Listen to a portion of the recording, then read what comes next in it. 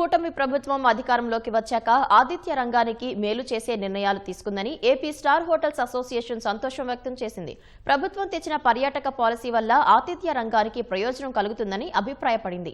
ఇదే సమయంలో స్టార్ హోటళ్లకు ఉన్న కొన్ని సమస్యలను ప్రభుత్వం పరిష్కరించాలని అసోసియేషన్ నేతలు కోరారు. మేము అడుగుతుందంటే ఇండస్ట్రీ స్టేటస్లో ఉన్న కొత్త హోటల్స్ కాదు, రన్నింగ్లో ఉన్న హోటల్స్ కూడా మాకు కొన్ని ఆ పర్మిషన్స్ కూడా మాకు కూడా ఇస్తే ఇండస్ట్రీలో నిలదొక్కుంటాం మేము కూడా అని ముఖ్యమంత్రి గారికి విన్నపం రూపంలో ఇద్దామని ఒక కమిటీ ఏర్పాటు చేసుకోవడం జరిగింది.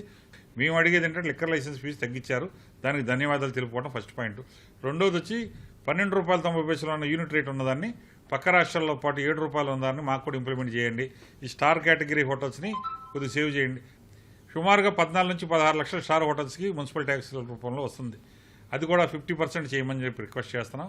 వాటర్ ట్యాక్సెస్ ఈ చిన్నవి ఉన్నాయి. ఓవరాల్గా ఈ చర్చించుకున్నప్పుడు ముందు మేజర్ ఇష్యూస్ ఈ రెండు ఇంప్లిమెంట్ చేయాలని అడిగాం.